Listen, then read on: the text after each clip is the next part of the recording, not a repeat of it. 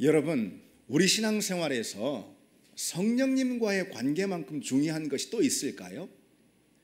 신앙생활의 이 핵심 중의 핵심은 성령 하나님과의 관계에 있다. 그래서 성령님과의 관계야말로 우리 신앙생활을 결정하는 가장 중요한 핵심이다라고 말할 수가 있을 겁니다. 그 이유는 무엇일까요? 그것은요, 성령께서 우리 가운데 오셔서 행하시는 성령의 일 때문에 그런 것입니다. 성령의 일하심. 그러면 우리 가운데 오셔서 성령이 행하시는 일은 어떤 일일까요? 세 가지로 성경을 통해서 우리가 요약할 수가 있습니다. 성령은 우리 가운데 오셔서 어떤 일을 행하실까? 첫 번째로 우리가 하나님의 자녀임을 보증하는 인을 쳐주십니다. 다시 말해 도장을 찍어주신다 이거죠. 그로 인해서 우리 믿음이 출발이 된 것입니다. 우리는 우리 믿음을 스스로 선택한 것이 절대 아닙니다.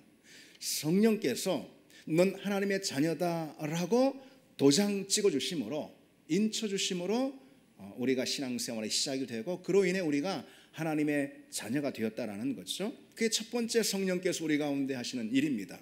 그리고 이어서 두 번째로 성령은 우리를 그분이 거하실 처소로 삼으시고 우리 안에 오셔서 거주하십니다. 그로 인해서 내 안에 거하시는 그 성령과 나는 언제나 항상 교제할 수가 있는 거죠. 친밀하게 그분께 나아가 그분과 대화하고 그분과 교제할 수가 있다는 거죠. 자, 이게 두 번째 성령께서 우리 가운데 하시는 일입니다. 그런데 여러분, 이 두 가지 일, 다시 말해서 우리를 하나님의 자녀로 보증하시는 인을 쳐주시고, 그리고 그 이후로 우리 가운데 우리 내면을 당신이 거하실 처소로 삼으시고 내주하시는 바로 그 일, 그 일은요, 그리스도인이라면 누구에게나 주어지는 선물입니다. 그리스도인이라면 누구나 다 그와 같다라는 거죠. 그러나 여러분, 성령이 행하시는 일은 거기에 그치지가 않습니다. 그게 전부가 아닙니다. 성령이 행하시는 세 번째 일, 그리고 또 오늘 우리가 살펴볼 일은 뭐냐면은, 때때로 성령께서 우리 가운데 강력하게 찾아오셔서 임재하십니다. 그리고 그처럼 성령이 마치 세찬 폭우처럼 맹렬하게 우리 가운데 부어짐으로 인해서 우리는 새로운 영적인 각성과 그리고 또 부흥의 역사를 경험하게 되는 겁니다. 그리고 나아가서 성령은 그와 같은 은혜를 끊이지 않게 계속해서 우리가 누릴 수 있도록 역사해 주신다는 거죠. 그게 바로 성령의 충만함입니다. 성령께서 때때로 우리 가운데 오셔서 맹렬한 폭우처럼 기름 부어주시고, 그리고 그로 인해 누리는 그 하나님의 놀라운 은혜를 그저 한순간이 아닌 늘 언제나 누릴 수 있도록 그 은혜를 지탱해 주시는 분, 그런 일을 하시는 분이 성령이시다 이거죠.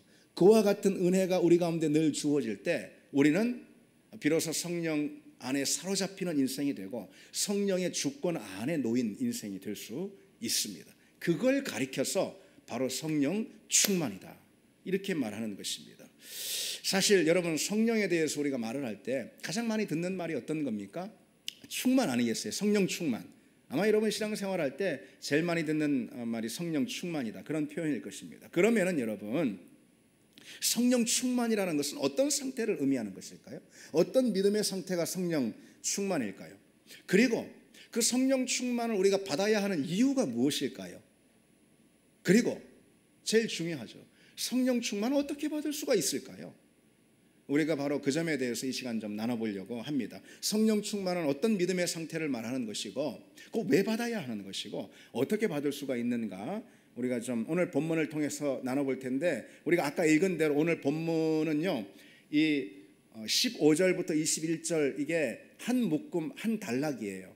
이 맥락 안에서 오늘 18절 말씀을 우리가 살펴봐야 하거든요. 에베소 5장 15절부터 21절까지 그 전체 맥락 안에서 오늘 18절은 살펴볼 수가 있다는 그런 말인데, 이 18절이 이 단락의 딱 중심입니다. 절수로 봐도 딱 중심이 그렇게 또 우연히 됐네요. 어쨌든 이 중심 구절이 오늘 우리가 읽은 18절 성령으로 충만함을 받으라 이 말씀인데, 이 말씀 앞 구절이 15절로 17절이죠. 15절로 17절에는 왜 성령 충만을 받아야 하는가 그 이유에 대해서 말씀하는 거예요. 그리고 18절 중심 구절이죠. 성령 충만을 받으라. 그 다음에 19절로 21절은 성령 충만을 받은 그 결과가 무엇인지에 대해서 말씀해 주고 있습니다. 그래서 이 성령 충만을 받은 결과에 대해서는 우리가 다음 주에 좀 말씀을 나누는 걸로 하고요. 자, 먼저 우리가 여러분 지난번에 그 고난주간 그 전에 우리가 에베소 본문 말씀을 마지막으로 살펴볼 때 15절로 17절 말씀을 나눴었는데요. 성령으로 충만해야 되는 이유에 관한 말씀이었어요. 사실 이것이 다시 본문을 보시면은 그런즉 너희가 어떻게 행할지를 자세히 주의하여 지혜 없는 자같이 하지 말고 오직 지혜 있는 자같이 하여 세월을 아끼라. 때가 악하니라. 그러므로 어리석은 자가 되지 말고 오직 주의 뜻이 무엇인지 이해하라. 곧 분별하라. 이런 말씀이에요. 여러분, 이 말씀의 핵심이 무엇일까요? 이 말씀의 핵심은 중심 구절인 성령 충만과 함께 봐야지 핵심이 무엇인지 압니다. 성령 충만함을 받아야 하는 이유가 무엇인지에 관한 그런 말씀이라고 이야기 드렸는데, 그것은요 지금 때가 악하기 때문이라 이거예요. 성령 충만을 받아야 하는 이유가 뭐냐? 지금 때가 악하기 때문에 그렇다. 이 악한 때에 하나님의 뜻이 과연 무엇인지 우리가 분별하고 그 뜻 안에 지혜를 가지고 살기 위해서 우리는 성령 충만을 받아야 한다. 그런 말씀이. 다시 말해서 이걸 거꾸로 뒤집어서 보면은 성령 충만하지 못하면은 그러면 우리는 절대로 하나님의 뜻 안에 거하지 못하고, 그리고 영적으로는 완전히 어리석은 자가 되어서 그래서 지혜를 잃은 그런 사람이 되고 말고, 그래서 결국은 하나님이 우리에게 주신 이 귀한 인생이라는 이 기회를 선하게 사용할 수 없게 된다. 그런 말씀이에요. 16절에 보시면은 때가 악하니라 그랬단 말이죠. 여기 때가 악하다라는 말은요 다른 뜻이 아닙니다. 이것은요 영적으로 볼 때 이런 의미인 거예요. 마귀가 우리를 자꾸 쓸모없고 무익한 일에 묶어둔다 이 말이죠. 우리 모든 관심을 거기에만 다 집중하도록 쓸모없고 무익한 그런 세상의 일들에 그렇게 만들어요. 그래서 결국 우리 영혼을 지치게 만들고 피곤하게 만들고 우리 영혼을 부패하게 만들고, 그래서 우리 영혼에 큰 해를 끼치는 것, 그게 바로 이 악한 때의 모습입니다. 지금 여러분 이 시대가 그렇지 않습니까? 자꾸 덧없는 것에만 시선을 두도록 그렇게 유혹합니다. 자꾸 헛된 것에만 그냥 에너지를 쓰도록 우리를 유인한단 말이죠. 세상이 다 그렇잖아요. 뭐 그렇게 분주히 살고 뭐 그렇게 관심 있는 거 그 관심을 쏟아붓고 살고 그러지만은 그게 영원한 것인가? 그게 우리 영혼, 우리 전 존재를 위한 것인가? 돌아볼 때 정말 다 무익하고 헛된 것에 사람들이 그 마음과 관심을 쏟도록 그게 다 마귀의 일이라는 것입니다. 그래서 요한 1서 말씀 딱 그대로요. 육신의 정욕, 안목의 정욕, 이생의 자랑만 위해서 본주에 살아가도록. 여러분, 그것이 우리 영혼이 죽음에 이르는 길입니다. 그러한 시대가 지금 이 시대라 이런 말씀이에요. 지금 이때가 그처럼 악한 시대이기 때문에 뭐라고 권면했었죠? 우리 지난번 말씀 살펴봤을 때 세월을 아끼라. 그래서 세월을 아끼라고 말씀하는 거예요. 세월을 아끼라는 말씀은 어떤 뜻일까요? 우리에게 주어진 인생의 기회들을 그저 그냥 그렇게 무익한 죄와 악한 일들에 던져넣지 말라. 하나님의 뜻에 맞게 하나님이 우리에게 주신 인생의 기회를 잘 선용하라.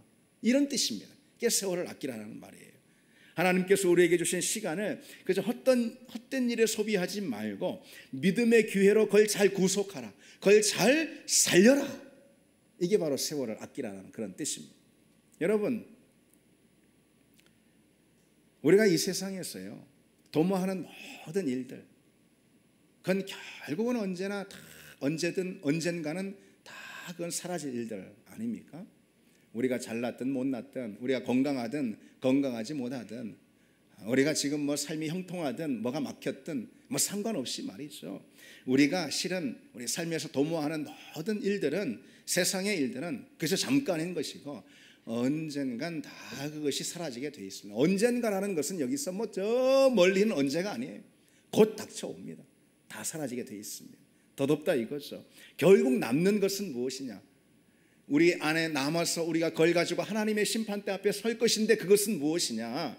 그건 영원한 집을 위해서 우리가 쌓은 것. 우리 인생이라는 시간을 자원을 잘 선용해서 우리가 영혼을 위해서 영원한 집을 위해서 쌓아놓은 그것만이 우리에게 남게 된다는 이런 말씀이죠. 하나님 나라를 바라보고 그리고 우리에게 주신 이 구원의 선물을 우리가 잘 간직하고 그리고 영혼을 위해서 지금 인생을 투자할 때 그때 우리 인생은 죽은 시간이 아니라 그 자체로 살아있는 시간, 생명이 담기는 그런 시간이 됩니다. 그래서 세월을 아끼라, 세월을 구속하라 이렇게 말씀하는 거예요. 그리고 그렇게 사는 삶만이 지혜로운 삶이고 분별하는 그런 삶입니다. 17절에 이렇게 돼 있죠.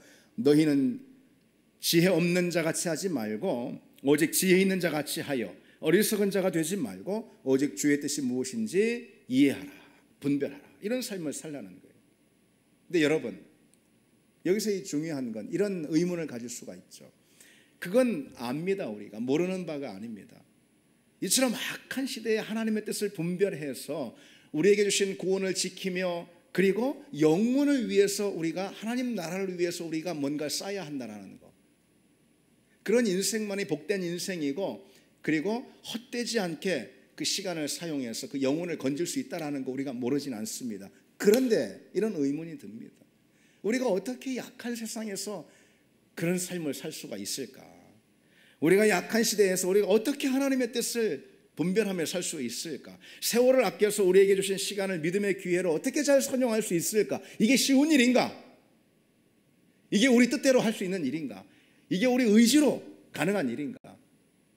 이런 질문을 던질 때 그렇지 않다는 거죠. 영 힘든 일이라는 것이죠. 그럼 어떻게 해야 할까? 그러면은 그래서 오늘 본문 말씀이 주어지는 겁니다, 여러분. 오직 성령으로 충만함을 받으라. 그래서 그런 맥락 가운데 주어지는 말씀이에요. 성령으로 충만하지 않고서는 악한 시대의 주님의 뜻을 분별하며 사는 거 이건 뭐 절대 불가능한 일이라는 것이죠. 성령의 충만 없이 하나님께서 우리에게 주신 이 인생이라는 자원을 하나님이 기뻐하시는 일들을 위해 선용할 수 있는 거, 그래서 그 인생을 살려내는 거, 이거는 절대 불가능한 일이라는 것입니다. 성령 충만 없으면 안 됩니다. 그럼 여러분, 성령 충만이라는 것은 무엇일까요? 이 질문이 필요하지 않겠어요? 성령 충만이라는 것은요, 한마디로 어떤 이 영적인 상태, 어떤 영적인 모습을 말하는 것인가? 여러분, 그것은 일단 충만이라는 게 붙었잖아요. 충만은 말 그대로 뭐가 가득 넘치는 상태를 말하는 거죠. 근데 그 앞에 성령, 말 그대로인 것입니다. 성령이 가득 넘치는 것입니다. 우리 삶이, 우리 영혼이 성령으로 가득 충만해서 넘치는 것을 말하는 거죠. 다시 말해서 그것은 성령이 내 안에 가득 차면은, 성령은 인격 하나님이시잖아요. 그 인격이신 하나님이 내게 오셔서 내 인격을 가득 채운다라는 개념은 어떤 거냐면은 결국은 이런 겁니다. 성령이 내게 오셔서 나를 점령하시는 거예요. 내 심령을, 내 인격을, 내 의지를, 내 뜻을, 내 삶을 성령이 점령하시는 것을 말하는 것입니다. 여러분, 우리 안에 인격이신 성령께서 충만히 거하신다면은, 그리고 그래서 내 삶에 충만해진다면은, 그럼 어떤 일이 일어날까요? 우리 심령, 우리 의지, 우리 뜻, 우리 인격, 우리 삶을 성령께서 지배하시고 점령하시고 다스리시고 사로잡는다라는 것이죠. 그런 일이 일어나는 거죠. 그게 곧 성경이 말하는 성령의 충만함입니다. 오늘 본문은요, 그래서 술 취하지 말라 이는 방탕한 것이니 오직 성령으로 충만함을 받으라. 이 성령 충만을 그래서 바울이 술 취함과 이렇게 비교하고 있습니다. 성령 충만을 설명하기 위한 게, 이건 술 취하지 말라라는 것에 어떤 방점이 있기보다도 성령 충만이 무엇인지 설명하는 과정에서 술 취하지 말라고 한 건데, 술 취함과 성령 충만을 대비하는 것입니다. 여러분, 술이 그렇지 않습니까? 술 취하면은 우리 정신과 몸이 술에 의해서 지배를 받게 되는 거죠. 성령 충만도 꼭 그와 같다라는 그런 말씀인 거예요. 성령으로 충만하면은 성령에 내가 점령이 되어서 성령에 의해서 강력하게 내 의지가, 내 삶이 지배를 받는다라는 그런 뜻입니다. 성령이 나를 장악하시는 거예요. 성령이 나를 주장하시고, 그래서 내 생각과 의지가 성령의 그 주권 안에 들어가게 되는 겁니다. 이게 성령 충만이에요. 그래서 이 성령 충만이라는 것은 이 술 취함과 비슷한 면이 있다라는 거예요. 동일하게 우리 지배하는 성격이 있는 거예요. 그런데 성령과 이 술은 지배하는 성격에 있어서는 동일하지만은 그것이 내놓는 결과는 전혀 완전히 180도 다릅니다. 여러분, 술 취해 보신 분 계십니까? 이 술은요, 우리 정신을 둔감하게 만들어요. 술 취하면은 우리 정신이, 의지가, 또 우리 몸이 그 술에 마비가 되어버리는 거예요. 그래서 우리 둔감하게 됩니다. 판단력이 흐려지고, 그리고 의지가 저하되고, 뭐 정신만 그러겠습니까? 몸도 마찬가지, 몸도 둔감하게 만듭니다. 술 취하면은 몸의 신경이나 근육이 제 기능을 하지 못하게 되는 거죠. 그래서 반응을 하지 못하고 뭔가 잘 느끼질 못합니다.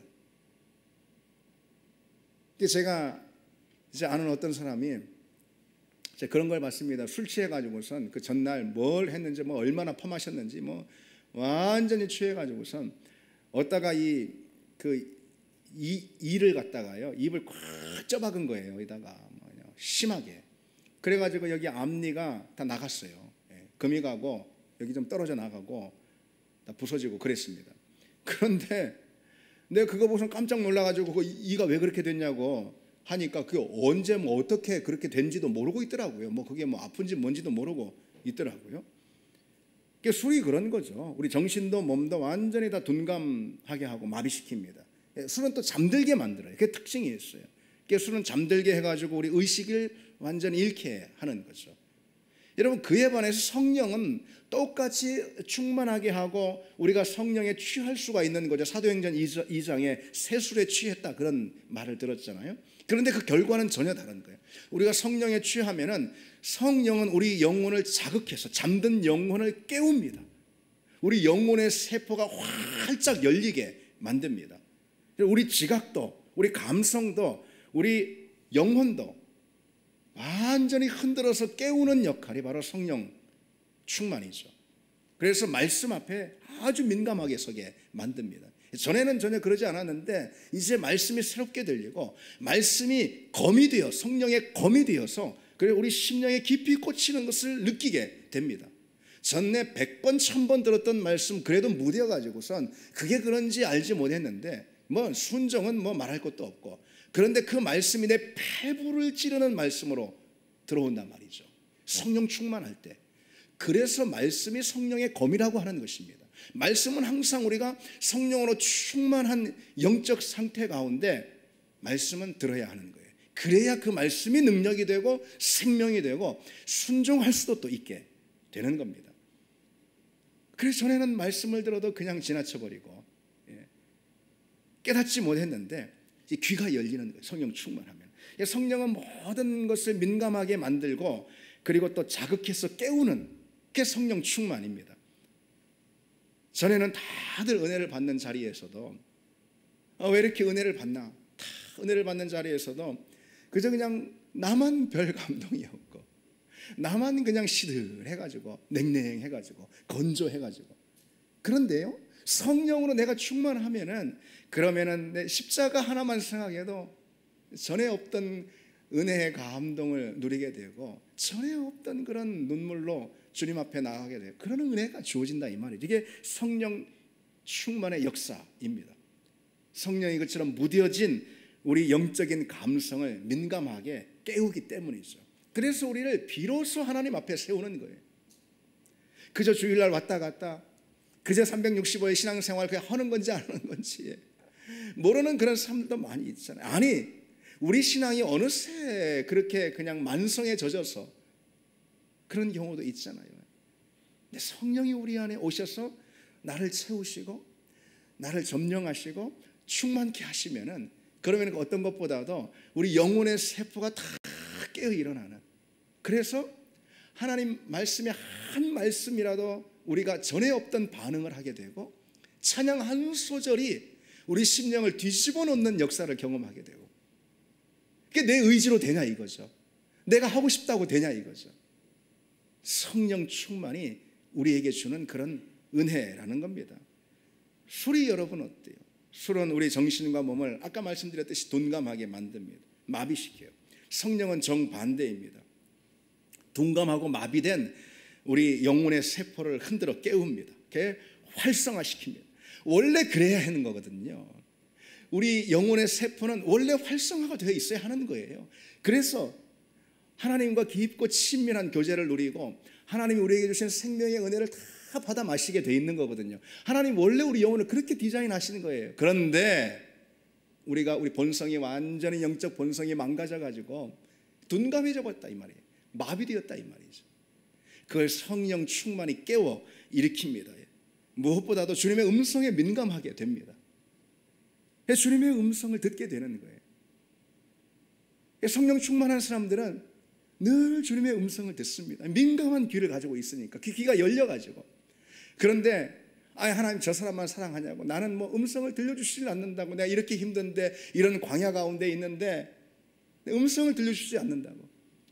무슨 음성을 들려주시지 않는 게 아니에요. 하나님은 늘 우리에게 음성을 들려주십니다. 하나님은 늘 우리 가까이 오셔서 우리 귓전에 말씀하시는 분이에요. 하나님은 말씀하시는 분이에요. 말씀하시는 분 언제나. 그런데 우리가 듣지 못할 뿐입니다. 우리 귀가 닫혀가지고. 성령이 우리 귀를 열으시면은, 그러면은 주님이 말씀하시는 그 말씀, 주님이 속삭이듯 말씀하시는 그 말씀도 우리가 듣게 되고 은혜가 시작이 되는 것입니다. 여러분, 그렇다면 한번 돌아보시기 바랍니다. 우리가 이런 질문을 좀 해봐야 되지 않겠습니까? 만약 내가 믿음의 삶에 활발하게 참여하지 못하고 영적으로 내가 은혜를 누리지 못하고 있다면은 그거는 무엇 때문일까? 여러분, 이런 질문이 중요한 질문 아니겠습니까? 그렇지, 정말 중요한 질문입니다. 아이고, 지금 바쁜 세상에 내가 지금 얼마나 힘겹게 지금 살고 지금 내가 숨이 차서 막 그냥 살다가 여기 젠걸음으로 왔는데 그게 무슨 뭐 성령 충. 여러분, 그러지 않죠, 여러분. 이것만큼 중요한 질문이 없습니다. 이것만큼. 우리 믿음의 일들에 어떤 활발한 은혜가 없다면 그건 왜일까? 말씀드렸듯이 성령 충만하지 않아서 그런 것입니다. 우리가 혹은 영적으로 매이고 그래서 소극적이 되어서 미온적이 되고, 이게 다 왜 그런 것일까? 성령 충만하지 못해서 그렇다라는 거죠. 성령 충만하지 못하면 믿음의 감각을 잃고 말씀에 잘 반응하지 못합니다. 영적으로 너무 둔감해가지고요, 하나님 어떤 자극을 주셔도 자극에 너무 둔감한 거예요. 너무 무딘 거예요. 너무 무디요. 결국은 다들 은혜 받는 자리에서 나만 은혜를 못 받게, 나만 하나님을 못 만나게 되는 겁니다. 하나님이 우리를 위해, 우리 모두를 위해서 이렇게 디자인하신 믿음의 삶이라는 건 그런 게 아니잖아요, 여러분. 그런 게 아닙니다. 그래서 여러분, 성령 충만은요, 어떤 것보다도 선행되어야 합니다. 오늘 여러분 다른 건 몰라도 이거 하나는 마음에 탁 가져가시기 바랍니다. 성령 충만이라는 것은 다른 어떤 것보다도 내게 선행되어야 하는 그런 기도의 제목이고 마음의 소원이어야 한다라는 거죠. 성령 충만은 여러분 절대로 선택사항이 아닙니다. 여유가 있을 때만 성령 충만을 구하고 컨디션 좋을 때 성령 충만 원하고 그런 게 아닙니다. 성령 충만은 언제나 항상 내 가장 중요한 소원이 되어야 하고, 소원이 된 만큼 그 성령 충만은 항상 내게 지속적으로 누려지는 영적 상태여야 한다는 거예요. 오늘 본문을 보십시오. 성령으로 충만함을 받으라 그랬죠. 이건 문자적으로 옮기면은요, 또 좀 더 정확하게 그대로 옮기면은 성령으로 충만함을 계속해서 지속적으로 받으라, 이렇게 옮기는 것이 더 정확할 것입니다. 이건 다시 말해 성령 충만은 그냥 일회적으로 경험하는 어떤 사건이 아니라는 거예요. 한번 뜨겁게 부어지는 어떤 일이 아니고, 이 성령 충만은 언제나 항상 지속해서 유지해야 할 영적 상태, 그게 성령 충만입니다. 그리고 또 주목해야 할 것이 있는데, 오늘 본문에서 성령으로 충만함을 받으라, 이게 명령이잖아요. 그렇죠? 딱 봐도 명령이잖아요. 명령으로 주어졌다라는 거예요. 성령으로 충만함을 받으라. 그처럼 성령 충만이 명령형으로 주어졌기 때문에 성령 충만하지 않는 그 자체가 명령에 대한 불복종이죠. 하나님 말씀에 대한 불순종의 태도라 이 말입니다, 여러분. 성경에 주어지는 모든 명령형들은요, 어느 특정한 사람에게만 주어지는 것이 아니에요.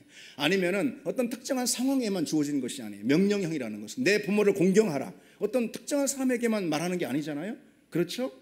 하나님 외에 단 어떤 신도 내게 두지 말지라, 이건 어떤 특정한 상황 가운데만 주어지는 말이 아니잖아요. 명령형이라는 것은 누구에게나 언제나 주어지는 그런 말씀인 거예요. 성령 충만함을 받으라, 역시 마찬가지예요. 기도할 때만, 예배 나왔을 때만, 컨디션 영적으로 좋을 때만 성령 충만해야 되는 게 아니라는 것입니다. 이것은 언제나 또 누구에게나 지속적으로 유지되어야 하는 영적인 상태를 가리키는 것이죠. 그래서 여러분, 그리스도인이라면 항상 성령 충만을 가장 구해야 하는 것이고, 성령 충만이 내게 주어지고 있는가, 내가 성령 충만 안에 거하고 있는가 항상 점검해야 하는 겁니다. 그럼 여러분, 이제 묻겠습니다. 여러분, 성령 충만하십니까? 성령 충만하십니까? 아멘들 하십시오. 차마 못 하시겠습니까? 성령으로 충만하지 않으면 여러분요, 우리 신앙은 모자란 신앙이 아니고 죽은 신앙인 거예요. 성령으로 충만하지 않은 교회는 그저 부족한 교회가 아니고 죽은 교회라니까요, 여러분. 우리가 그 사실을 주목해야지 됩니다. 가장 어리석으면서도 하나님을 가장 슬프게 하는 태도가 성령 충만에 대한 무관심과 소홀함입니다. 많은 경우 성령 충만을 그렇게 긴급한 것으로 여기지 않습니다. 여러분 어떠십니까? 그저 느슨하고 안이하게 그냥 생각을 하는 거예요. 그건 신앙생활의 가장 큰 선물과 능력을 우리가 발로 차버리는 그런 행위와 똑같습니다. 여러분, 우리 이 중요한 사실을 알아야 합니다. 성령으로 충만하지 않은 믿음은 그저 부족한 믿음이 아니고 아무것도 할 수 없는 믿음입니다. 우리 믿음은 어떤 것이라도 성령 안에서만 우리가 행할 수가 있는 거거든요. 아무것도 할 수가 없는 거예요, 성령 충만하지 않은. 존 메가다라는 유명한 목사님은 이런 비유를 들려줍니다. 우리를, 그리스도인을 장갑 있잖아요, 장갑에 비유하고, 그리고 성령 충만을 손에, 장갑에 낀 손에 이렇게 비유를 합니다. 여러분, 장갑을 한번 떠올려 보십시오. 손을 넣을 때까지 이 장갑은 그냥 흐물흐물, 또 기능을 제대로 역할을 못 하잖아요. 장갑은 손이 없이는 아무것도 할 수가 없어요. 그렇죠? 장갑은 손으로 가득하지 않고서는 아무것도 할 수 없어요. 다시 말해, 가득하다. 장갑은 손으로 충만해야지, 그래야지 장갑의 기능을 하고 그 장갑이 무엇이든 할 수가 있습니다. 그처럼 그리스도인도 성령으로 충만하지 않고서는 아무것도 할 수 없다. 저는 그 비유가 참 적절하다고 생각이 됩니다. 여러분, 우리 신앙의 차이를 만들어내는 결정적인 중요한 차이를 만들어내는 것은 다만 성령 충만입니다. 신앙생활의 모든 차이는 성령으로 충만한가, 그러지 못한가, 여기서 결정이 된다는 거죠. 그 사람이 어떤가 저떤가 이런 게 아니고, 성령이 다만 충만한가 그렇지 않은가로 우리 신앙생활에, 아니 우리 인생의 모든 것이 다 결정이 됩니다. 똑같은 환경, 똑같은 상황에서도 성령 충만이 다만 그 차이를 가른다라는 것이죠. 믿음의 자리에서 따라서 그 어떤 것도 성령 충만을 대신할 것은 없겠죠. 여러분 믿으십니까? 어떤 것도 우리 믿음의 자리에서 성령 충만을 대신할 것은 없습니다. 특별히 이 성령 충만은 우리에게 꼭 필요한 영적인 유익들을 가져옵니다. 없어서는 안 돼. 영적인 유익들 우리에게 주는 원천이 바로 성령 충만입니다. 어떤 유익일까요? 아주 실제적으로 이 시간 두 가지만 생각해 보자면은, 첫 번째로 이 성령 충만은요, 무기력과 탈진에서 우리를 벗어나게 합니다. 방전되었던 힘을 다시 충전시켜 줍니다. 이게 성령 충만의 유익입니다. 우리는 영적으로 여러분 누구든 다 쉽게 탈진할 수밖에 없어요. 그것이 신앙생활의 성격이에요, 여러분. 왜요? 왜 그럴까요? 이 신앙생활을 한다는 것은 이 세상을 거스르는 것이거든요. 그렇잖아요. 세상과 늘 같이 세상과 함께 짝짝 해가지고 가는 게 아니잖아요. 신앙생활은 그 자체가 세상을 거스르고 어게인스트 하는 겁니다. 그러니 신앙생활을 하다 보면 누구든 다 영적 피로와 그리고 탈진이 오게 될 수밖에 없어요. 그게 신앙생활의 특징, 성격입니다. 믿음의 가치와 세상의 가치가 이 마찰이 생긴다 이 말이죠. 또 그리고 내 믿음이 어떤 육신의 정욕과도 내 안에서 스스로 이런 마찰이 또 생깁니다. 그러니 누구든 말이죠, 어느 순간이면 다 탈진이 오고 또 무기력에 빠지게 되고, 그게 우리 믿음이 놓인 당연한 영적 환경입니다. 그러니 여러분, 성령 충만이 필수라는 거예요. 내 힘으로 안 된다라는 거예요. 성령으로 충만하면 그런 모든 영적 환경을 능히 극복하고 그리고 또 제압하고 능히 이겨낼 수 있습니다. 그래서 성령 충만을 선물로 우리에게 주시는 거죠. 성령 충만하면 우리 믿음을 힘들게 하는 그런 여러 영적인 마찰들, 장애들, 이런 것이 결코 문제가 안 됩니다. 그런 걸 우회하거나 그런 것 없이 살 수가 없어요. 마찰과 장애를, 우리 신앙생활은. 근데 성령 충만하면은 그것이 결코 문제가 되지 않는다 이거죠. 그런 것들에 의해서 뭐 우리가 기운이 빠지거나 우리가 나자빠지거나 하는 일이 없습니다. 성령 충만하면은 능히 돌파합니다. 늘 새롭게 부어주는 은혜로 인해서 우리가 능히 다 돌파하게 된다는 거죠. 여러분 생각해 보십시오. 우리에게 왜 탈진이 왔을까? 열심히 신앙생활을 하는 분들이 왜 갑자기 무기력에 빠져서 이 영적인 이제 깊은 피로감에 아무것도 못하고 그냥 축 처지게 되었을까? 성령으로 충만하지 않아서 그런 것입니다. 그만큼 열정적으로 하나님 일 감당해서라기보다도 성령 충만하지 않아서 그런 거라는 거죠. 환경 때문이 아니라는 거예요. 특별히 이제 사실 마귀는 영적 탈진의 환경들을 만들기도 합니다. 내 안에 있는 그런 환경이 뭘까요? 내 안에 있는 죄성을 자꾸 부추기는 거죠. 그래서 정욕이 일어나게 하고 세상에 빠지게 하고 우리 영적인 우리 시선을 자꾸 산만하게 만들고, 그게 이제 마귀의 일이에요. 그런데 그런 환경을 만들어요. 그래서 자꾸 탈진하게. 그런데 성령 충만하면 그런 모든 마귀의 공격을 능히 분쇄하고도 남는다. 그래서 성령 충만이 필요한 것입니다. 성령 충만하면 영적으로 방전될 일이 없습니다. 많이 달려도 결코 피곤치 않습니다. 이게 성령 충만의 유익입니다. 또 하나만 더 보시면 성령 충만의 유익은요, 모든 결박을 이 성령 충만은 풀어버립니다. 나를 결박하는 모든 것들로부터 나를 해방시키는 이 성령 충만입니다. 여러분, 우리가요, 이 성령 충만하면은 있잖아요. 그러면은 이 성령 충만이 뭐라고 그랬습니까? 한마디로 성령의 다스림과 사로잡힘과 그 지배 안에 들어가는 것, 성령의 주권 안에 들어가는 게 성령 충만이라고 말씀드렸잖아요. 우리가 그렇게 됩니다. 성령 충만하면은. 그러면은 이내 주님의 임재 의식으로 가득 차게 됩니다. 우리가.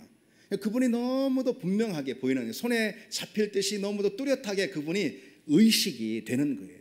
주님의 임재 의식에 깊이 잠기게 됩니다. 성령 충만하면은. 그러면은 그 순간 어떤 일이 일어날까요, 여러분? 생각해 보십시오. 그 순간 어떤 일이 일어날까?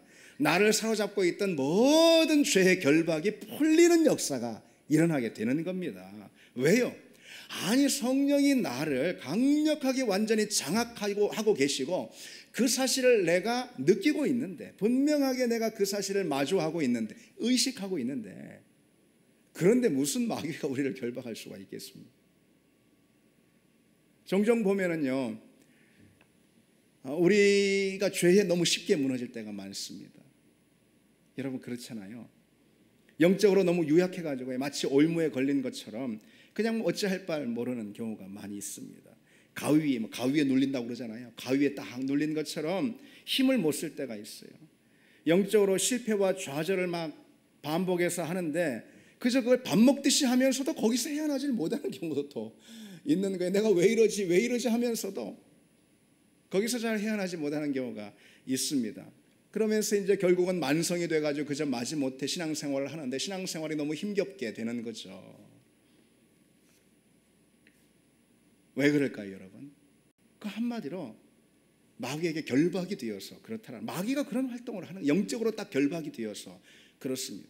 아니 여러분 생각해 보십시오. 아니 누구라 하더라도, 어떤 그리스도인이라 하더라도, 아니 뭐 죄 짓고 싶어서 죄 짓는 사람이 있습니까? 죄 지은 다음에 내가 죄 포인트 하나 올렸어, 뭐 그런 사람이 있습니까? 누구라 하더라도 불순종한 다음에 아싸 내가 불순종에 성공했어, 뭐 그런 사람이 있습니까? 어떤 그리스도인이 그저 영적으로 딱 맥이 빠져가지고선 그런 상태, 아니 그에 만족할 사람이 어디 있겠습니까? 그럴 사람 아무도 없어요. 그런데 좀처럼 그와 같은 부정적인 그런 영적 상태에서 잘 벗어나지 못하는 경우가 우리 많이 있습니다. 왜 그럴까요? 내 의지로 하려고 그런 거예요. 사단의 결박에 묶여 있어서 그런 것입니다. 사단의 결박이라고 하니까 뭐 그 무시무시하게 해서 뭐 어떤 뭐 이상한 사람들만 그런 게 아닙니다, 여러분. 사단은 우리 모두에게 그와 같은 활동을 합니다. 그 유일한 해결, 그 유일한 답이 성령 충만에 있다는 거죠. 성령은 우리 모든 결박을 푸는 권세가 됩니다. 마귀는 항상 우리를 공격해요. 때로 우리를 완전히 결박해서 죄에 그냥 옴짝달싹 못하게 만듭니다. 그게 중독 아니겠습니까? 그게 죄에 중독되는 게 그런 거예요. 여러분, 내가 죄를 짓는 게 아니고 죄가 나를 지배하는 것입니다. 내가 악에 빠지는 것이 아니고 악이 나를 사로잡아 버리는 것이죠. 내가 허무에 빠지는 것이 아니고 허무가 나를 점령해 버리는 것입니다. 삼켜버리는 거예요. 그런 모든 마귀의 활동으로 인한 중독, 곧 마귀의 결박 상태, 그것을 그야말로 일거에 해결할 능력이 어디에 있냐? 성령 충만에 있습니다. 성령으로 충만하면은 아무리 단단한 마귀의 올무라 해도 완전히 끊어버릴 수가 있는 것이고요. 성령 충만하면 아무리 견고한 죄의 결박이라고 해도 능히 일거에 벗어버릴 수가 있습니다. 그래서 오직 성령 충만함이 우리로 하여금 그런 모든 부정적인 영적 환경으로부터의 참 자유와 해방을 가져다 줍니다. 여러분, 모든 나를 결박하는 부정적인 영적 환경으로부터의 자유와 해방, 이것이 하나님이 우리 신앙생활에 대해서 원래 디자인한 모습입니다. 그 은혜를 우리 누구라도 다 누릴 권리가 있다 이 말이죠. 그 은혜를 누리는 여러분 되기를 바랍니다. 이제 다시 여러분들에게 묻겠습니다. 그렇다면 여러분 성령 충만하고 싶으십니까? 아멘이죠, 여러분. 성령 충만을 원하실 줄 믿습니다. 근데 여러분, 우리가 한번 솔직해져 보기를 바랍니다. 우리가 성령 충만을 누리지 못하는 이유는요, 사실 하나님의 말씀으로 보자면 단 하나밖에 없어요. 성령 충만을 원하지 않아서 그런 거예요. 성령 충만하고 싶지 않기 때문에, 다시 말해서 성령의 다스림과 지배 안에 거하는 게 아니고 내가 육신을 쫓아 살기를 원하기 때문에 성령 충만하지 않다라는 것이죠. 성령 충만은요, 갈망하지 않으면 누릴 수 없는 은혜예요. 바꿔 말하면요, 성령 충만은요, 갈망하는 누구에게나 주신 하나님의 분명한 약속입니다. 오직 갈망하는 사람들에게 성령 충만이 주어집니다. 그래서 이 에이든 토저라는 목사님은 이런 식으로 표현해주고 있습니다. 만약 우리 삶 속에 성령으로 충만해지기 원하는 갈망보다 더 큰 갈망이 있다면 우리는 결코 성령으로 충만할 수 없다. 그렇습니다. 우리가 말하는 성령 충만에 대한 갈망은 그저 그렇게 나 오늘 커피 한 잔 먹고 싶어, 그저 그렇게 오늘 뭘 원해, 이런 정도의 갈망이 아닌 거예요. 성령 충만에 대한 갈망, 그래서 그 갈망으로 인해서 진정 성령으로 내가 충만해지길 원한다면은 그 성령 충만에 대한 갈망보다 그 어떤 갈망도 앞설 수 없다라는 것이죠. 성령 충만에 대한 갈망이 가장 탁월한 갈망이 될 때, 그 어떤 것도 그에 앞서지 않을 때, 그것을 하나님은 성령 충만에 대한 갈망으로 인정해 주시고 그 갈망을 보시고 약속하신 성령 충만을 우리에게 베풀어 주신다는 거죠. 목마름이 있어야 채워짐이 있습니다. 여기서 말하는 목마름은 그냥 목마름이 아닌 거예요. 죽기 직전에 물을 떠마시는 그런 목마름이라 이 말이죠. 무엇이 필요합니까? 돈을 갖다 준다고 하면 받겠습니까? 금을 갖다 준다면 받겠습니까?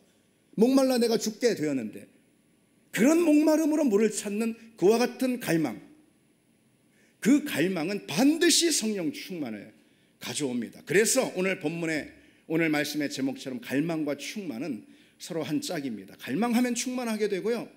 그리고 여러분 보십시오.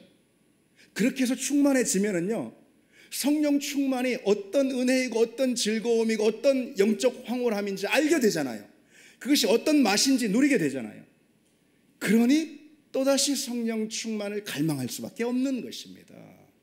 이런 선순환이 우리에게 일어나는 것이죠. 그래서 여러분, 지금 현재 성령 충만해 본 적이 우리에게 없어서 지금 현재 그런 갈망이 내게 일어나지 않는다면, 만약 그렇다면 여러분 이렇게라도 기도하시기 바랍니다. 내게 성령 충만을 주시옵소서. 이 기도 전에 성령 충만을 향한 갈망의 마음을 내게 주시옵소서.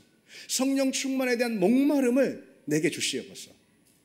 그러면 그 갈망을 하나님이 주실 것이고, 그러면 그 갈망으로 인한 충만을 또 누리게 될 줄 믿습니다.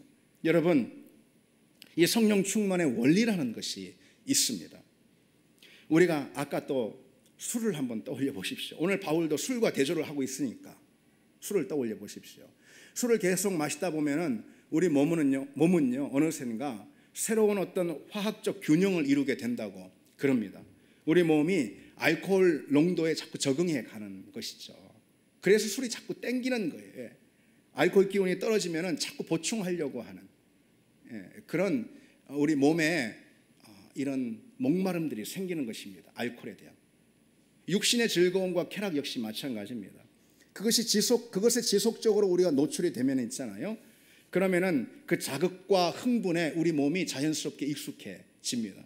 그리고 그것을 끊으려 할 때 일종의 금단 현상이 찾아오는 것이죠. 육신의 쾌락에 생리적으로 목말라 하게 되는 겁니다. 그렇게 되면은 우리 마음과 몸이 거룩한 것들에 대해서는 본성적으로 거부하게 되는 것이죠.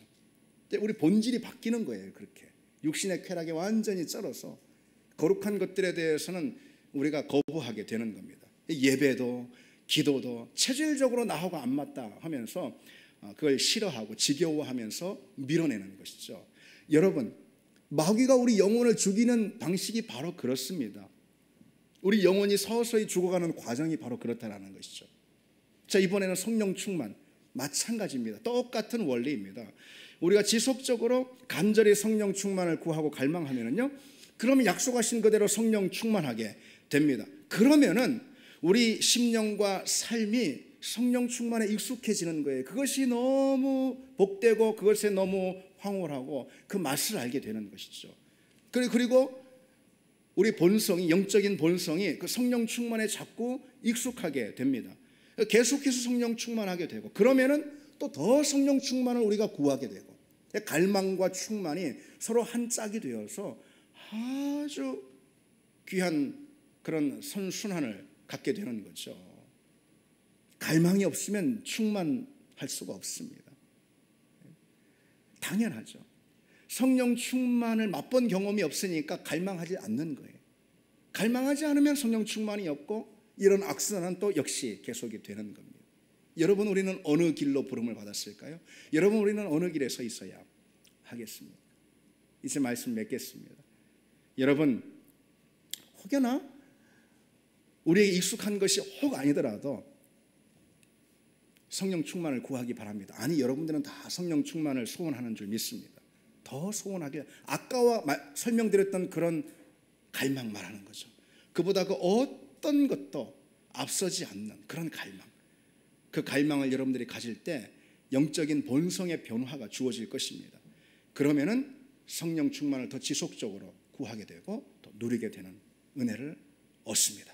이제 말씀 우리 함께 이 찬양 드리겠습니다.